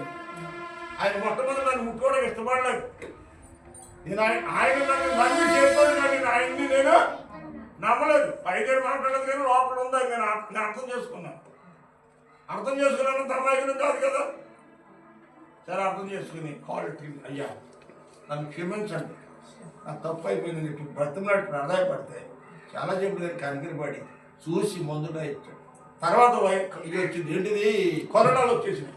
ఆ దేశం అంతా వచ్చేసింది. కరోనా వస్తే హాస్పిటల్కి వెళ్ళడానికి లేదు. డాక్టర్ గారు ఇంట్లో ఫోన్ చేస్తే నా జబ్బు ఏంటో ఆయన వీడియో కాల్లో చూసి, అంతకుముందు ఆల్రెడీ తెలుసు కదా ఆయనకి, పేషెంట్ని ఆయన పేషెంట్నే కదా, చూసి అక్కడ మొగల్తూరులో మందుల షాప్ కూడా ఆ మందుల షాప్ దగ్గరికి వెళ్ళి ఆ మందుల షాప్ కొడుతూ నాకు ఫోన్ చేయితేనే అక్కడ మందులు రాసిస్తాను. వాడే హాస్పిటల్కి వెళ్ళక్కర్లేకుండా మొగల్తూరు నుంచి భీమవరం పరిగెట్టినట్టు 500 ఛార్జ్ అవుతుంది. అవునండి. అప్పుడు బండి కాదు కదా, ఏంటిది ఆటోమేటిక్గా తీసుకొచ్చాడు 500 ఇచ్చుకున్నాడు. అది అక్కడికి 500 అంటే తక్కువ అనమాట. ఏమండి అటుగా తీసుకెళ్ళడం, అటు సీటు తీసుకుంటే 300, అక్కడ మందులో ఇచ్చిందని డాక్టర్ గారు లైన్లో ఉండేది. ఇవన్నీ కూడా దాదాపు 2,000 రూపాయలు అయ్యాయి, 2,000-3,000 అయ్యాయి. అదేమి లేకుండా నగదు దేవుడు ఆయనలో ఉండి కనికరపడి ఇంటికాడ ఉండగానే ఆయన మందులు రాస్తే శ్రావణి వెళ్ళే మందులకు ఇచ్చేదన్న. ఏమండి డబ్బులు కేంద్రాలు కొడితే ఈ రోజుని లైన్లో నుంచుంటారు, కానీ వెళ్ళలేని చూడలేనటువంటి మందులు రానటువంటి ఆసుపత్రుల్లో ఇంటివాడు కూర్చొని ఫోన్ చేస్తే నా ఫోన్ ఆయన అంతా అడవుల్లో ఉన్నా నా ఫోన్ ఎత్తుకొని ఆయన మందులు రాసిచ్చేవాడు. అలాంటి మహానుభావుడిని నేను నమ్మలేకపోయినాను. ఏడుతాను ఈరోజు కూడా బైబిల్ చెప్తున్నాను. అంత మహానుభావుడు దేవుడు తన దేవుడు అంటే నాకు ఇవ్వాలి. అలాంటి పరిస్థితుల్లో రూపాయి తీసుకోకుండా నాకు వైద్యం చేయడండి. ఆయన 8 ఎవరు చేస్తారండి? రూపాయి తీసుకోకుండా లైన్లో నుంచోకుండా ఆయన హాస్పిటల్కి వెళ్ళకుండా ఆయనకు అంత అవసరం. ఆయన వల్ల నా వల్ల ఏం ఉపకారం జరిగిందంటే నా వల్ల ఆయనకి అంతకంత నష్టమే జరిగింది. నమ్మనందు. ఇప్పుడు ఈ విషయం నేనేది చెప్తున్నానంటే సత్యాన్ని నేను నమ్మలేదు, అబద్ధాన్ని నమ్మినంత స్పీడ్గా సత్యాన్ని నమ్మలేకపోయాను. సత్యాన్ని ఆలస్యంగా తెలుసుకుని ఇప్పుడు ఆయనే పట్టు కాలు ఎడబట్టిన అయ్యా మీరు నా బతుకు మీ చేతిలో అని మీరు ఏం చేసిన మీ ఇష్టం అన్నారు. ఈ మధ్యలో బాలగల హాస్పిటల్ కూడా మోహన్ చేయడానికి చూసేస్తాను. సీరియస్ కుట్లేదు. ఎందుకని ముద్దు వస్తుందో చెప్తున్నారు. ముద్దు వస్తుంది, వచ్చేస్తుంది, రాకుండా ఉండదు. ఎంతవరకు వచ్చింది ఇంకా రాకుండా ఉండదు. తెలియని దూర ప్రాంతాలు వెళ్ళడం మానేశారు. చాలా మంది పిలుస్తున్నారు వాకింగ్ చేయడానికి, వెళ్ళట్లేదు. ఈ విషయం నాకేం చెప్తుందంటే ఒంటరిగా అక్కడికి వెళ్తుంటే గొంతులు పడిపోతున్నాను. గొంతులిపోతుందండి, పడిపోయి వెళ్ళేస్తున్నాయి. నడుతూనే ఆవిడ గిన్నెట్టు వెళ్ళిపోతుంది పక్క. ఇలాంటి పరిస్థితి ఎదురయ్యి ఏదో దేవుని కృపను బట్టి ఏదో బండి మీద తాగి వస్తున్నాను, చూడాలి చెప్పుకున్నాడు, వెళ్ళిపోతున్నాను. బండి కూడా ఎక్కకూడదు అనుకున్నాను. బండి కూడా ఎక్కకూడదండి, బ్యాలెన్స్ నిలబెట్టలేను. ముగ్గురేసి బండి మీద అంటే ఎక్కడ కాదు. నేను వయసులో ఉన్నానా అమ్మా? వయసులో ఉన్నానా? ఎందుకు మీకు చెప్తున్నానంటే సత్యాన్ని నమ్మకుండా నేను అసత్యాన్ని నమ్మడి తినమని రోజు నాకు గతి పట్టింది. మనమేమంటే భక్తులో కూడా సత్యాన్ని పక్కన పెట్టి అసత్యాన్ని పట్టుకొని పరుగులు తీస్తూ ఉన్నాం. మనం దేవుని సత్య మాటను పక్కన పెడుతున్నాం. సాధారణ చెప్పేది కాదు ఎక్కించుకుంటాం. మనం అభం కూడా సాధారణ మాట విన్నంత స్పీడ్గా దేవుని మాట వినలేదు. శిష్యులు వచ్చారు, ఆమె చెప్పింది, చెప్పిన మాటలు చెప్పారు. ఆమె ఈ చెప్పిన మాటలు బట్టి ఆమె కూడా సత్యాన్ని ఒప్పుకొని అయ్యా ఉన్నవాళ్ళు నా భర్త కాదయ్యా, నువ్వు సత్యమే చెప్పవా, నువ్వు దైవ కుమారుడు అయ్యా అంగీకరించింది. ఆమె చేసింది ఏంటో ఆమెకు తెలుసు. పైకి కప్పుచ్చుకుంది కానీ ఆమె చేసింది ఏంటో ఆమెకి తెలుసు. పశ్చాత్తాపడింది, కన్నీరు విడుతూ ఉంది. వెంటనే ఆమె ఏం చేసిందమ్మా, ఎండేసింది, కొండ అక్కడ విడిచిపెట్టింది. కొండ అక్కడ విడిచిపెట్టింది, వెంటనే పరిగెత్తుని వెళ్ళింది. చూడండి అక్కడ రాయబడి ఉంటుంది. ఆ స్త్రీ తన కొండను విడిచిపెట్టి ఎందుకు వచ్చిందో కొండ, ఎందుకు వచ్చిందో కొండ, నీళ్ళ కోసం వచ్చింది. నీళ్ళ కోసం వచ్చిన కొండ అక్కడ విడిచిపెట్టి ఆ స్త్రీ తన గ్రామానికి పరిగెత్తుకుంటూ వెళ్ళిపోయింది. దేవునికి స్తోత్రం. హల్లెలూయా. ఆ ప్రియమైనటువంటి వాళ్ళరా, ఈ మధ్యాహ్న కాల సమయంలో ఆమె ఒక కొండ పట్టుకు నీళ్ళకు వచ్చింది. ఆమెతో కొంత సంభాషణ జరిగింది. ఆమెతో మాట్లాడినటువంటి సందర్భాన్ని బట్టి ఆయనతో ఉండి ఆయనతో ఉంటూ ఆయన శిష్యులుగా పేరు తెచ్చుకొని ఆయనకి నమ్మకంతో ఉంటూ ఆయన స్త్రీతో మాట్లాడినప్పటికీ వీళ్ళకి ఏమొచ్చిందంటే లోపల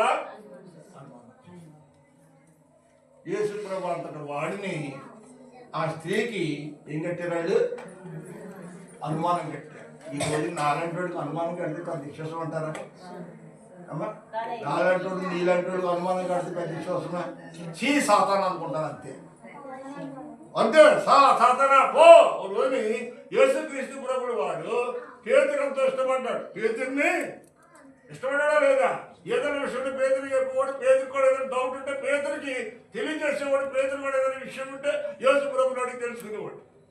అలాంటి ప్రేమ కలిగినటువంటి పేదరిని, అంత ప్రేమిస్తున్నటువంటి పేదరిని సైతాన్ని ఎవరిని ఎందుకుందో తెలుసా? పేదరిని ఎందుకుంది కావాలో చిన్నది మాట్లాడుతుంది, మళ్ళీ అక్కడికి వచ్చేద్దాం. ఒకసారి చూడమ్మా. అచ్చా మత్తయి 16:23 త్వరగా. మత్తయి 16:23. అయితే ఆయన పేతురు వైపు తిరిగి, చూడండి ఎవరి వైపు తిరిగి చదవరా, ఎవరి వైపు తిరిగి? అయితే ఆయన పేతురు వైపుకి తిరిగి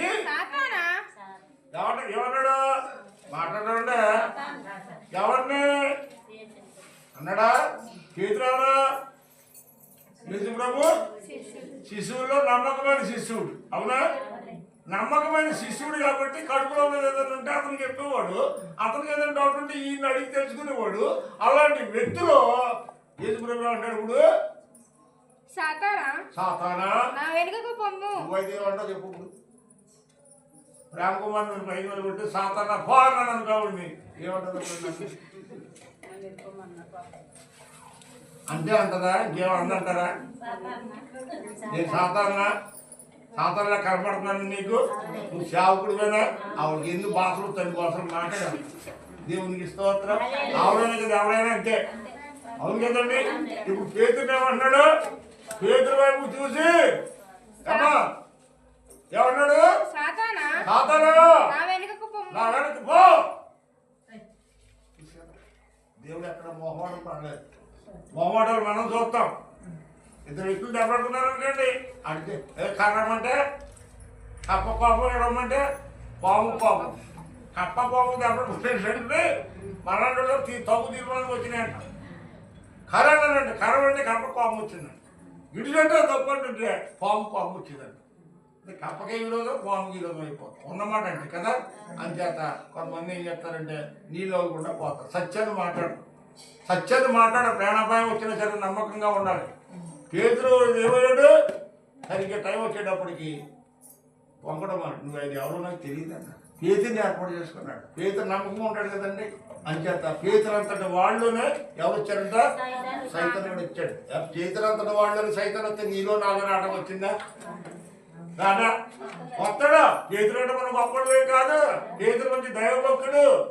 పేతురు ప్రసంగం చేస్తే 3,000 మంది రక్షించబడ్డారు, పరిశుద్ధాత్మ చేత నింపబడ్డాడు. ఎప్పుడో తెలుసా?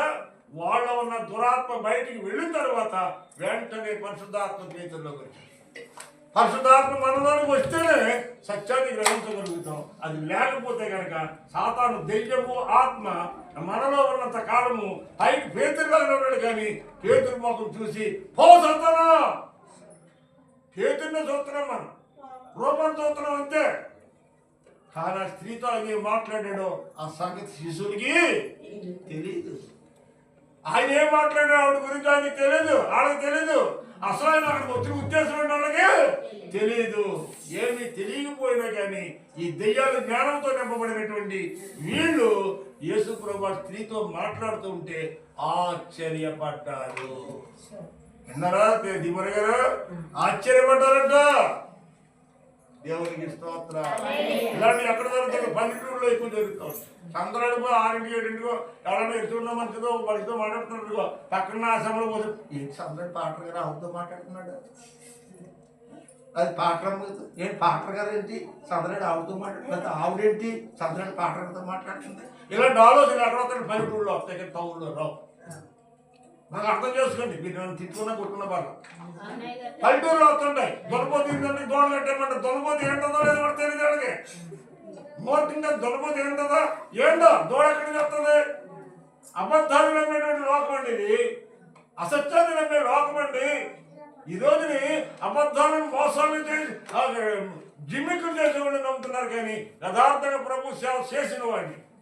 కాబట్టి నేను మనిషిని కదా, మీగా ఉపకారం తినేవాడు కదా, ఈ లోకంలో అన్ని చంపుకుని బతకట్లేదా?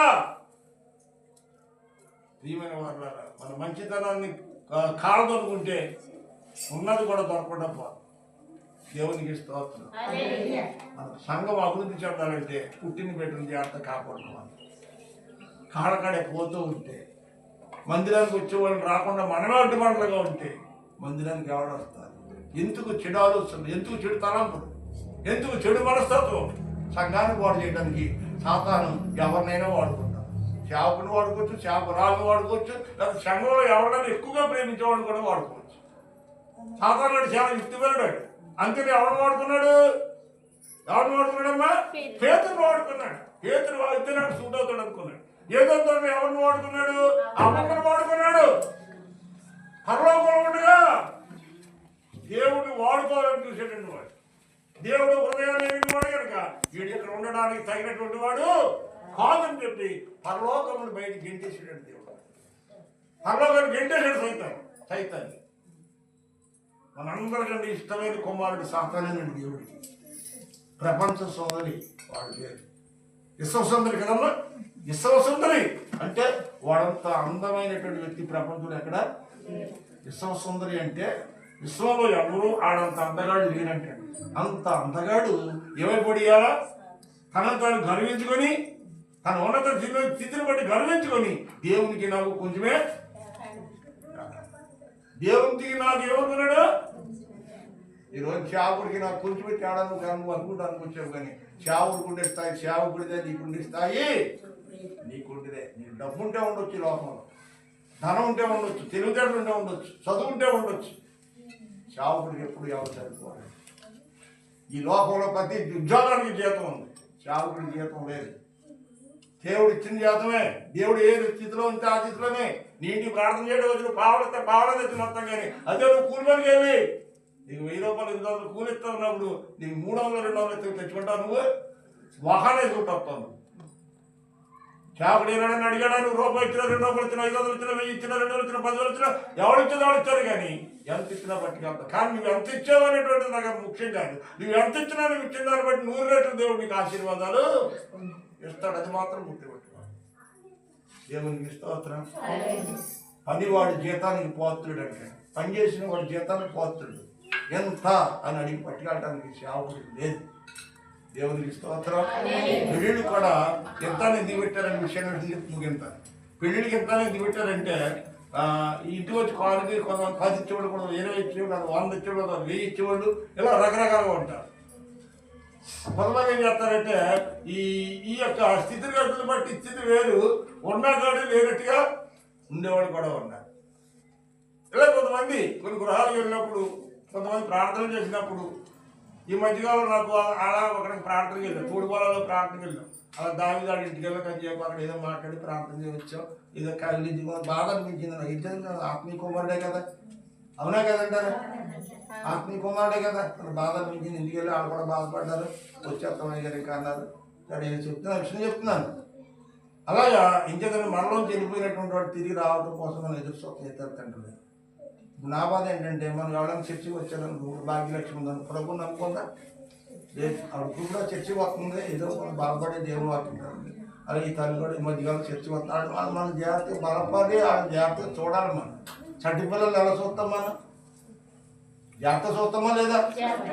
అలాగే చూడాలి వాళ్ళని. చంటి పిల్లలు ఆత్మీయంగా చంటి పిల్లలు కాబట్టి వాళ్ళని జాగ్రత్తగా చూడాలి. అది తెలుసుకోవాలి వాళ్ళు.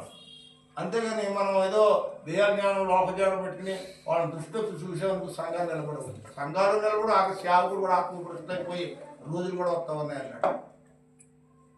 సేవకులంతటి వాళ్ళు కూడా సైతాన్ని ప్రవేశించి ఆయన రాకట్లో నేను ఎవరిలోనైనా విశ్వాసాన్ని కనుగొందినా అన్నాడు. ఎవరి గురించి అన్నాడు? విశ్వాసం గురించి కాదు, సేవకుల గురించి అన్న మాట. అది సేవకుల్లోనే కూడా విశ్వాస భ్రష్టులు అయిపోయి వాళ్ళు ఉన్నారంటే కారణం ఏంటో తెలుసా? నాడు ఏదో దాంట్లో కుటుంబం నాశనం చేసింది ఎవరు?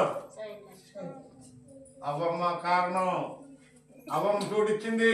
ఈరోజు సంఘాలు పోవాలంటే పాస్టర్లే కారణం అవుతాయి. పాస్టర్లు పెట్టుకుంటాడు. సంఘం నాశనం అవ్వాలంటే చాలా జాగ్రత్తగా ఉండాలి. పాస్టర్లు అయినా, పాస్టర్ గారైనా, విశ్వాసులైనా ఎవరైనా మనం ఒక కాల్ జరిగితే లాక్కొచ్చు, కానీ నోరు జరిగితే మనము లాక్కోలేము. సత్యవరకు మాట్లాడుకోవద్దు. మనం ఒకరి మీద నిందేసే ముందు మనం ఎవరమో ఏంటో సార్ మనం పరిశీలన చేసుకోవాలి. మనం ఎవరమో సైతాన్ని పెట్టమా, దేవుని పెట్టమా? దేవుని పెట్టడం. అలాంటప్పుడు మన సైతాన్ని అంటే వచ్చే మాట మనకి రాకూడదు. ఎంతగా విషయం ఏంటంటే ఈ రోజు ఒక సబ్జెక్ట్ ఏంటంటే యేసు ప్రభు ఆ స్త్రీతో మాట్లాడుతుంటే శిశువులు యేసు ప్రభు మీద అనుమానపడ్డారు. ఈ రోజు మన సబ్జెక్ట్ అది. చూడకుండా చేయకుండా మనం ఎప్పుడు కూడా ఒకటి మీద అందరూ వేయకూడదు. దాని యొక్క పరివినాశం కూడా ఖచ్చితంగా చాలా భయంకరంగా ఉంటుంది. ఎందుకంటే ఆత్మ సంబంధమైన వ్యక్తులకి పర సంబంధమైనటువంటి విషయాలు వాళ్ళకి అండర్స్టాండింగ్ రాదండి. వాళ్ళకి కారణం ఏంటంటే వాళ్ళు మనోనేత్రాలకి సాతాను అనగా యుగ సంబంధమైన దేవత మనోనేత్రాన్ని కలగజేసినటువంటి గుడ్డితనాన్ని కలగజేసిందని బట్టి వాళ్ళకి సత్యాన్ని వాళ్ళు గ్రహించారు. కళ్ళుగా వచ్చినప్పుడు తేడా కనపడతా మనకి అమ్మ కనపడతా? కళ్ళుగా వచ్చి కనపడదు. ఇప్పుడు మన తేడా కనపడినట్టు కళ్ళుగా వచ్చినట్టు కనపడదు. అలాగే ఈ సాతానుడు ఏం చేస్తాడు? కంటికి పట్టుకుంటాడు. కంటిని మన కళ్ళే మనం మోసం చేస్తాం. ఒకసారి చూడండి, ఒకసారి మన కళ్ళే ఒకసారి వాకింగ్ వెళ్తూ ఉంటాను నేను. 500 రూపాయల నోట్లే కనపడుతుంది కాగితం. ఒక్కోసారి నాకంటికే చీర గుంజుతుంది, మామూలు కాగితం అవుతుంది. చూడండి, ఇలా ఒక్కోసారి మన కళ్ళు మనం మోసం చేస్తాం. మనం జాగ్రత్తగా ఉంటాం. ఆఖరి ఓ మాట వచ్చి ముగించేస్తాం. చూడమ్మా, 1 కొరింథీ రాసిన పత్రిక 2వ అధ్యాయం 14-15 వచ్చినట్టు ముగించేస్తాం తొందరగా. ప్రకృతి సంబంధి అయిన మనుషుడు. చూడమ్మా, జాగ్రత్తగా మాట్లాడండి, ముగించేసుకుందాం. ప్రకృతి సంబంధమైన మనుషుడు దేవుని ఆత్మ విషయంలో దేవుని ఆత్మ సంబంధమైన విషయాలను అంగీకరించడు. అవి అతని దృష్టికి వెర్రితనముగా ఉంటాయంటండి. సత్యము అసత్యాన్ని నమ్మిన వాడికి సత్యం ఎలా ఉంటుందంటండి? వెర్రితనముగా ఉంటుందంట. ఎవరికి? ఆత్మ సంబంధమైన వ్యక్తులకి కాదు, ప్రకృతి సంబంధమైన వ్యక్తులకి, లోక సంబంధమైన జ్ఞానం కలిగిన వ్యక్తులకి దేవుని మాటలు వెర్రితనముగా ఉంటాయంటండి. దేవుని సేవకుడు కూడా వెర్రివాడిగా కనపడతా ఉంటాడండి. దేవుని మాట ఒకటి ఉంది, నీకు అన్నీ తెలిసినా ఏమి తెలియనట్టే ఉండు అన్నాడు దేవుడు. ఎవరికా మాట? సేవకుడికి. నీకు అన్నీ తెలిసినా తెలియనట్టుగానే ఉండాలి సేవకుడు అంటే. నువ్వేదో కష్టమో తను చెప్తావు, ప్రార్థన చేయాలో వద్దా? చెయ్యాలి. ఇంకొక ఆవిడ ఫోన్ చేస్తుంది, అయ్యా నాకు ఈ బాధ వచ్చింది ప్రార్థన చేయండి అని. ఇప్పుడు ఆ తల్లి ఏడుస్తా కన్నీరు విడిచి సాక్ష్యం చెప్పి అయ్యా నా గురించి ప్రార్థన చేయండి అని చెప్పి వందనాలు చెప్తున్నాను. మనందరికీ, నా ఒక్కడికే కాదు, మీరు ప్రార్థన చేస్తే రేపొద్దున మీ కుటుంబాలు కూడా దేవుడు ఆశీర్వదించాడు. నా కుటుంబాన్ని ఆశీర్వదించినట్టు మీ కుటుంబాన్ని ఆశీర్వదించాడు. కన్నీటితో ప్రార్థన చేయించి ప్రార్థన కోరుకుంది కదా. నీ నుండి ఏమి ఆమె ఆశించడా? నీ నుండి నీ ఆస్తిపాస్తులేమో ఆమె ఆశించలేదు. ప్రార్థన కోరుకుంది. ఆమె ప్రార్థన కోరుకుంది. దేవుడికి స్తోత్రం. ప్రార్థన చేద్దామండి, చేద్దామండి. అందరూ చేతులు బాగేస్తండి. దేవుడికి స్తోత్రం. హల్లెలూయా. మంచి మనసు దేవుడు మీకు ఇచ్చినందుకు మీకు అందరికీ పరిచయమైన వాళ్ళ ప్రార్థన, కన్నీటితో ప్రార్థన చేద్దాం, రోగంతో ప్రార్థన చేద్దాం. ఆ తల్లి గురించి అయినా, ఈ తల్లి గురించి అయినా, ఎవరి గురించి అయినా అందరి గురించి మనం ప్రార్థన చేయాలి. చెప్పిన వాడి గురించి, చెప్పిన వాడి గురించి అందరూ బాగుండాలని ఎంతో ఒక్క 10-15 నిమిషాలు ప్రార్థన చేస్తే ఆ ప్రార్థన దైవజనుడికి చేరి ఆడికి మేలు జరుగుతుంది. దేవునికి స్తోత్రం.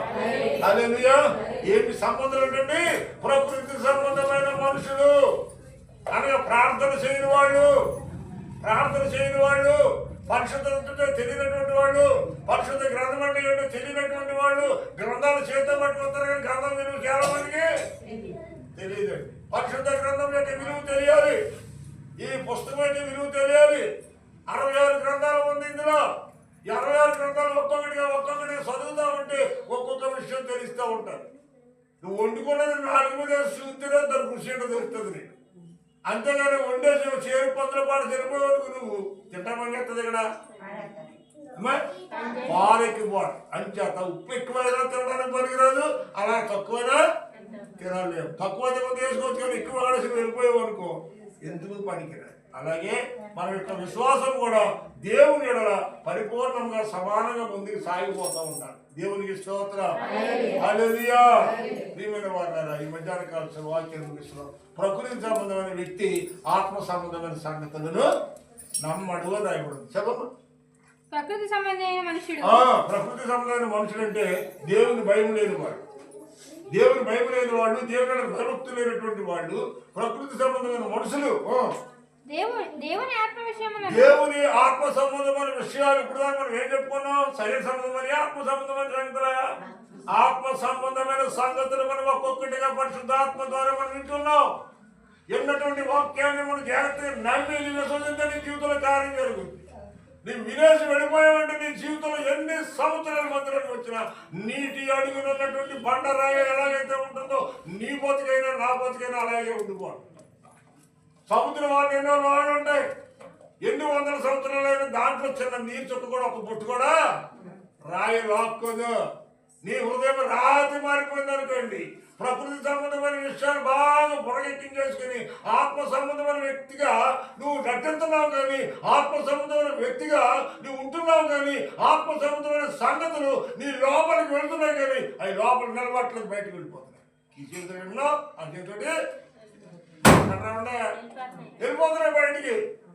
అలాగే నీటి అడుగునున్న రాయి ఎన్ని వందల సంవత్సరాలున్నా ఒక్క పొట్టి ఎలాగైతే రాకపోదో మనము దేవుని సంగతులు వినే మనసు మనలో లేకపోతే ఎంతకాలం మందిరానికి వచ్చిన దానివల్ల ప్రయోజనం ఉపకారము ఉండనే ఉండదు. నేనైనా మీరైనా ఎవరైనా సరే. అంచేత ఆత్మ సంబంధమైన సంగతులు ప్రకృతి సంబంధమైన మనుషులు అంగీకరించరు. అవి ఎలా ఉంటాయంటే వెర్రితనముగా ఉంటాయి. దేవునికి స్తోత్రం.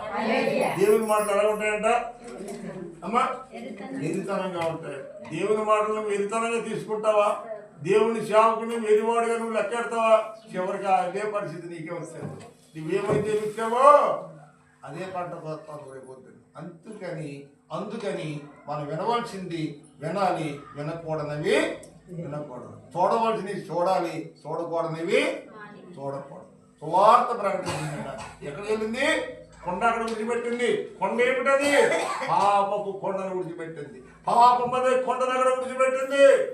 ఈ రోజు మీకు అలాంటి ఆలోచనలు ఉంటే, అలాంటి పాపపు ఆలోచనలు, పాపపు తలపులు ఒకవేళ నీలో కలిగి మొదలుతామంటే ఆమె పాపే కానీ ఆ జీవము కలిగిన మాటలు, జీవగల ఓటైన యేసయ్య మాటలు ఆమె హృదయంలో ఎప్పుడైతే ప్రవేశించిందో ఆమె హృదయం కదిలించబడి, ఆమె హృదయం పరిశుద్ధాత్మ చేత మండించబడి పాపం అనే కొండను విడిచిపెట్టి తన ఊరిలోకి పరిగెత్తింది. నీళ్ళు వచ్చిన కొండ విడిచిపెట్టేసి చూడగా విడిచిపెట్టిందా? పట్టుకొని వెళ్ళిందా? ఆ కొండని ఆమె అక్కడే విడిచిపెట్టింది. యేసు పాదాల దగ్గర విడిచిపెట్టింది. ఆ కొండని పాపపు జీవితం.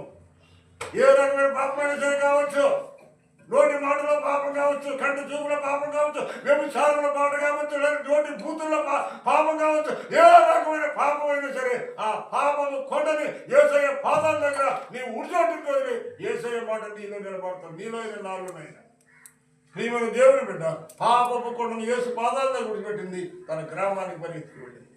వెళ్ళిందా? వెళ్ళలేదా? ఆ స్త్రీ తన కొండను విడిచిపెట్టి ఊరిలోనికి వెళ్ళి తన ఊరిలోనికి వెళ్ళి మీరు వచ్చి నేను చేసినవి, నాతో మాట్లాడినవి, నాతో చెప్పిన వ్యక్తిని చూదురు గారు మాటలు విందరు గారు రండని చెప్పి ఆ ఊరంతా తిరిగి ఇంటింటికి తిరిగి ఏం చేసిందమ్మా? యేసుని గురించి సువార్త ప్రకటించడం మొదలెట్టినాడు. గ్రామం వెళ్ళి ఆ వ్యక్తి ఎవరు? ఆ గ్రామంలో వ్యక్తి. మీకు మొట్టమొదటి చెప్పాను, ఒక రాజుకి తగిన రోగం పెట్టి ఆ రాజును స్వస్థపరిచి రాజుకు సువార్త ప్రకటించుకున్న దేవుడు ఆ సమరయ గ్రామంలో ఎవరు సువార్త ప్రకటించిన ఎవరు అంగీకరించండి, ఎవరు అంగీకరించరు. అందుకే ఆమెను దర్శించండి దేవుడు, ఆమెను బలపరచండి దేవుడు. ఆమె వెళ్ళింది తన గ్రామం అంతరిని ఎక్కడ తీసుకొచ్చింది? యేసయ్య దగ్గరికి తీసుకొచ్చింది. మరి ఈ రోజుని యేసయ్య దగ్గరికి మేము తీసుకొస్తున్నావు ఎవరన్నాను? అది యేసయ్య దగ్గరికి వచ్చిన వాళ్ళు అడ్డుపండుగా ఉంటున్నావా? నీవు యేసయ్య దగ్గరికి వచ్చిన వాళ్ళు రాకుండా చేస్తున్నావు, వాళ్ళంతగా చేయగలిగి 10 మందిని తీసుకురాగలుగుతున్నావు. నువ్వైనా నేనైనా మనమైనా ఆలోచన ప్రియమైన దేవుడు వెళ్ళాలి. దేవుని యొక్క ఆత్మచేత నింపబడి చెప్తున్న మాటలు ఇది. ఒకవేళ గాబ్రియల్ మొహం చూడగలి వేరు, ఇక్కడ మాట్లాడేది గాబ్రియల్ కాదు, పరిశుద్ధాత్మ దేవుడు కదిలించబడి మాట్లాడుతూ ఉన్నాడు. ఆనాడు ఆ యొక్క సుధర్ అనే గ్రామంలో ఆ యొక్క స్త్రీతో మాట్లాడిన దేవుడు ఈ రోజున ఒక స్త్రీగా కూర్చున్న నీతో మాట్లాడుతూ ఉన్నాడు. ఒకవేళ నీ భర్త మీద నీకు అనుమానం ఉందేమో, ఒకవేళ నీ భార్య మీద నీకు అనుమానం ఉందేమో, నీ పిల్లల మీద నీ మీద అనుమానం ఉందేమో, లేదా నీ పిల్లల మీద నీకు అనుమానం ఉండొచ్చేమో, కానీ మీ అందరి హృదయాలు చూస్తున్న దేవుడు ఆయనకి తెలుసు కనుక తీర్పు తీర్చే రోజు వస్తుంది. అప్పుడు చేతులు కట్టుకుని నిలబడవలసిన రోజు వస్తుంది. దేవునికి స్తోత్రం. హల్లెలూయా. మనం ఎవరితో ఏం మాట్లాడుతున్నామో, ఎవరితో ఎలా మాట్లాడాలో నేర్చుకోవాలి. ముందు మన సొంత జ్ఞానం పనికిరాలి. అలా మాట్లాడాలో ముందు నేర్చుకోవాలి. మనం నేర్చుకున్న తర్వాత ఇతరులతో మాట్లాడటం నేర్చాలి. సువార్త నిమిత్తమై తన ప్రాంతం వెళ్ళింది, అందరికి సువార్త ప్రకటించింది. పాపం అనే కొండని వేసే పాదంలో విడిచిపెట్టింది. ఈ రోజున నీవైనా నేనైనా మనలో ఉన్నటువంటి పాపాలు ఏమి ఉంటే ప్రభు సన్నిధిలో కన్నీరు విడిచి ఒప్పుకొని విడిచిపెట్టేస్తే మన రోగం పోద్ది. మన ప్రభు గురించి ఇతరులకు చెప్పగలుగుతున్నాం. లేకపోతే మనకెందుకు వచ్చిందిలే, మనకు కూడా మన తరమా, మన మతమా, ఆయన పేస్తలు చూసుకుంటారు అనే మనసు నీలో వచ్చిందంటే లోపల సాతాంతరాత్మ పేతురుని అంటు పెట్టుకున్నట్టు అంటు పెట్టుకున్నాను. పేతురు పైకి పేతురే కానీ లోపల ఉన్నవాడు అతను పేతురు కానీ. దేవునికి స్తోత్రం. ఈ రోజుని మనలో ఎవరుంటున్నారు? పరిశుద్ధాత్మ ఉంటుందా, దురాత్మ ఉంటుందా? ప్రియమైన దేవుని పెట్టాలా సువార్త ప్రకటించే వారిగా ఉండాలి, కానీ దుర్వార్తలు ప్రకటించే వారిగా ఉండదు. చాలా ప్రమాదం. సువార్త ప్రకటించే వారి పాదం ఎంతో సుందరములు అంటే సుందరములు. సువార్త ప్రకటించే వారి పాదాలు ఎంతో సుందరములు అన్నాడు. ఉద్యోగం చేసుకునే వాడి పాదాలు సుందరములు అన్నాడు దేవుడు. సువార్త ప్రకటించే వారి పాదములు ఎంతో సుందరములు చెప్పి రాయబడ్డాడు. ఆ పాదం ఏ ఇంట్లో పెడితే ఆ ఇల్లు ఆశీర్వాదకరంగా ఉంటాడు, దీవెనకరంగా ఉంటాడు. కానీ దుర్వార్త ప్రకటించవలసిన నోటితో ఏం ప్రకటించకూడదంట? దుర్వార్తలు ప్రకటించే కనుక దాని యొక్క పరిణామం పడదానికి ఉంటాం. అంచేత మనం సువార్త ప్రకటించే వారిగానే ఉండాలి, కానీ దుర్వార్తలు ప్రకటించే వారిగా నీకు తెలిసినా ఒకవేళ ఏదైనా కానీ ఏదైనా జరిగినా తెలియనట్టు ఉండాలి. కానీ నువ్వు తెలియని విషయాలు తెలిసిన విషయాలు అన్నీ తెలిసినట్టుగా దుర్వార్తలు ప్రసారం చేస్తే కనుక దుర్వార్తలు ప్రసారం చేసేది సాతాను యొక్క అనుసరణ. అందుకే పేతురు అన్నాడు, పేతురు నా వెనక్కి పో సాతాను. చూసారా, ఫుల్ పవర్ దేవుడు మనకి పోతే పోతాడు. అలా అంటే పేతురు మళ్ళీ యేసుప్రభువు వస్తాడనా? రాడని కానీ వస్తాడని గద్దించాడు. పశ్చాత్తాపడ్డాడు, కన్నీరు విడిచాడు. అయ్యా పేతురు పశ్చాత్తాపడ్డాడు కాబట్టి మంచి సేవకుడు అయ్యాడు. ఒక్క మాట ప్రసంగం చేస్తే 3 వేల మంది రక్షించున్నాడు. ఈ రోజు మన మాటలు మన మొఖాలు చూసేవాడు రాలేదు. దేవుని మాట శక్తివంతమైంది ఉండాలి, బలం కలిగిందై ఉండాలి, అది మన హృదయాన్ని హత్తుకునేదిగా ఉండాలి. అంతేకాని మనకు ఎవరికో మనం ఎదుగుతున్నాం మనకు కాదన్నట్టుగా ఉండకూడదు. మనకు కాదనుకుంటే దేవుడి మందిరంకి రావడం ఇష్టం. దేవుడు ఈరోజు నీతో మాట్లాడుతున్నాడు, నాతో మాట్లాడుతున్నాడు, మనందరితో దేవుడు మాట్లాడతాడు. మన హృదయాలు జరిగిన వాడు ప్రియమైన వాళ్ళారా, ఇలాంటి మంచి సబ్జెక్టులు మనం ఎప్పుడు కూడా పాడు చేసుకోకుండా ఆత్మీయంగా ఎదగటం. ఈ శాతనతో ఒక అన్నం పెట్టు, అది ఒక పొట్ట పట్టుకో. ఈ శాతన వాళ్ళు మేలు చేయి, వాళ్ళు కీడు చేయి. ఒకళ్ళు దేవుని దగ్గరికి రావడానికి ప్రయత్నం చేయి. కక్షయాత్రైనా మిస్యాత్రైనా అపోజిట్ పోరాడినాడు, నేను అందరితో అన్ని విధాలుగా అన్నా ఉందా లేదా, నేను అందరితో అన్ని విధాలుగా ఉన్నాడు అన్నాడు. సేవకులు అంటే అందరితో అన్ని విధాలుగా ఉండాల్సిందే. అందరితో అన్ని విధాలుగా ఉంటేనే సేవ. ఏమంటే అప్పుడు తాగడం నేను ఎక్కర్సు తాగుబోతుడితో నాకు పని ఏంటి, ఆడు చుట్టకొస్తాడు ఆడుతో నాకు పని ఏంటి, ఆడు బూరికి వస్తాడు ఆడుతున్న పని ఏంటి, ఇంకెవరు రక్షిస్తావు నువ్వు? అందరితో తాగుబోతులతో తాగుబోతుగా ఉండాలి, తిరిగిపోతులతో తిరిగిపోతుగా ఉండాలి, అబద్ధికులతో అబద్ధికుడిగా ఉండాలి, యథార్థవంతులతో యథార్థవంతులుగా ఉండాలి, అందరితో అన్ని విధాలుగా ఉండి ప్రభువు కోసం ఏదో విధంగా ఒక ఆత్మని సంపాదించాలి. జాగ్రత్తగా హేతు వచ్చేస్తుంది నీకు వచ్చేద్దా? ఎంతో నైపుణ్యత ఉండాలి దానికి. అమ్మా ఉండాలి వద్దా? చేప పట్టాలంటే ఎంతో నైపుణ్యత ఉండాలి. చేతులు లాగుతాయి, జాల పట్టుకున్న మోక్షం లాగుద్ది, నిలబడితే కాళ్ళు లాగుతాయి, కూర్చుంటే కింద బురద కూర్చుంటా ఉండదు. చేపను పట్టేటప్పుడు ఎంత నైపుణ్యత కలిగి ఉండాలో ఒక ఆత్మని ప్రభు దగ్గర తీసుకొస్తాయి. అంతకంటే 4 గంటలు నైపుణ్యత మనకు కలిగి ఉండాలి. అప్పుడే ప్రభు దగ్గరికి నలుగురు వస్తారు. లేకపోతే 30 సంవత్సరాలు కూడా 30 మందే ఉండవేంటండి. 30 సంవత్సరాలు 30 మందే ఉండవేంటి. ఉన్నవాళ్ళు బయటకు పోతున్నారు తప్ప బయట లోపలికి రావట్లేదు. దాని పురి ఎక్కడ ఉందో చూడాలి. దాన్ని అది పురి ఎక్కడ ఉందో చూసి మనం పట్టుకుని ప్రార్థన చేద్దాం. మరి మనమందరం కూడా ఆ సమరయ స్త్రీని, ఆ శిష్యులు తక్కువగా అంటనేసారు యేసు ప్రభుని. అలాంటి దుఃఖపోతాం ఎవరిలోనూ రాకూడదు, ఎవరిలోనూ ఉండకూడదు. ఆయన సర్వోన్నతుడైన దేవుడు. ఆయన కావాలంటే దేవతల కోకులని వడ్డీకి వస్తారు. ఏమండి, ఈరోజు యేసుక్రీస్తు మాట వల్ల ఆయన జీవితాన్ని విడిచిపెట్టింది, పాపాన్ని విడిచిపెట్టింది, ప్రభు పాదాలను విడిచిపెట్టి కన్నీరు విడుచుకుంటూ తన గ్రామం వెళ్ళి తన గ్రామస్తులందరినీ ప్రభు దగ్గరికి తీసుకొచ్చి ఈరోజు ఇది సువార్త ప్రకటిస్తుంది. దుర్వార్తలు మానేసి సువార్తలు ప్రకటిస్తుంది. మనం కూడా ఎంతవరకు ఇలాంటి దుర్వార్తలు మనలో లోపల ఉంటే ఆయన్ని తీసివేసుకుని సువార్త ప్రకటించేటువంటి వ్యక్తులుగా మనం మార్చబడదాం. అలాంటి కృపా పరిశుద్ధాత్మ దేవుడు ఈ మధ్యాహ్నం కూడిన మనకని, ఈ దూరసంతరం ద్వారా వాక్యం ఉన్న వారికి, ఈ యొక్క వీడియోలు ఎంతమంది వింటున్నారో వాళ్ళందరూ హృదయాలు కూడా ప్రభు మార్చగలిగినట్లుగా పరిశుద్ధాత్మ దేవుడు కార్యం చేయదు గాక. God bless you. మీకు అందరికీ వందనాలు. దేవుడు దీవించను గాక. వాళ్ళు వచ్చండి, ప్రార్థన చేసుకుంటాం. అవును నాయన, అవును దేవా, స్తోత్రం. Yes.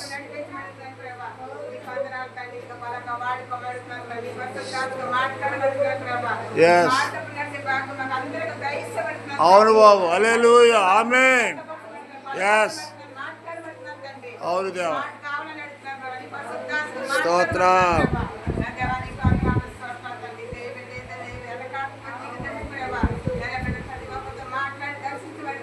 స్తోత్రం. Yes.